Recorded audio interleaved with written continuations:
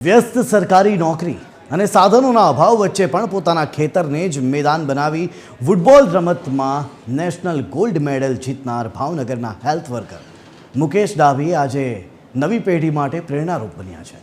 પોતે ચેમ્પિયન બનવાની સાથે તેમણે ગામના અન્ય 9 યુવાનોને પણ નેશનલ મેડલિસ્ટ બનાવ્યા છે। તો ચાલો જાણીએ આ અદ્ભુત ખેલાડીની પ્રેરણાદાયી સફર।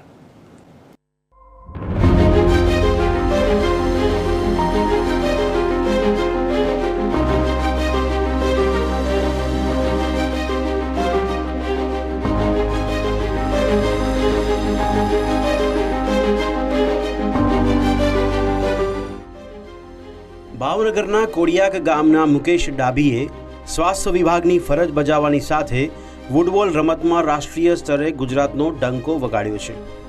કોઈ મોંઘા તાલીમ કેન્દ્રમાં જવાને બદલે તેમણે પોતાના ખેતરમાં જ રાત દિવસ પરસેવો વહાવીને આ સિદ્ધિ મેળવી છે। કોઈ પણ ગેમ રમવી હોય તો ફિઝિકલ ફિટ રહેવું પહેલાં તો અગત્યનું છે।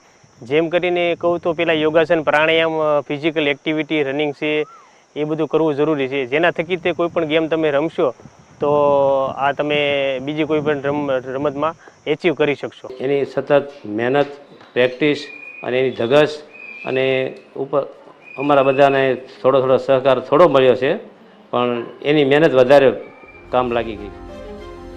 અગાઉ કબડ્ડી અને શૂટિંગના ખેલાડી રહી ચૂકેલા મુકેશભાઈ વર્ષ 2024માં ફૂટબોલ તરફ વળ્યા હતા। આર્થિક સંકોચામણને કારણે મોંઘી સ્પોર્ટ્સ કિટ ખરીદવાને બદલે તેમણે જાતે જ લાકડાના દેશી સાધનો તૈયાર કર્યા। યોગ, પ્રાણાયામ અને નિયમિત દોડને ફિટનેસનો મંત્ર માનતા મુકેશભાઈનું હવે પછીનું લક્ષ્ય એશિયન ગેમ્સમાં દેશનું પ્રતિનિધિત્વ કરવાનું છે। ગુજરાત સરકારને પણ ખૂબ ખૂબ અભિનંદન પાઠવીશ, કારણ કે ખેલ મહાકુંભ જેવી સ્પર્ધાઓનું આયોજન કરીને ગ્રામ્ય કક્ષાએથી જે બાળકોને આપણે આગળ લઈ જવા છે તેની માટે પ્રોત્સાહન મળે છે। એનું આપણું ઉત્તમ ઉદાહરણ મુકેશભાઈ ડાભી છે, જેમણે ગુજરાત સરકારમાં સાથે સાથે નોકરી કરી રહ્યા છે MPSWમાં હેલ્થ વિભાગમાં। આકરી મહેનતના જોરે તેમણે છત્તીસગઢ નેશનલ ગેમ્સ 2026ની ટીમ ઇવેન્ટમાં ગોલ્ડ અને ડબલ્સમાં બ્રોન્ઝ મેડલ જીત્યો છે। એટલું જ નહીં, તેમણે તાલીમ આપેલા 11 ગ્રામીણ ખેલાડીઓમાંથી 9 યુવાનોએ પણ નેશનલ મેડલ મેળવ્યા છે।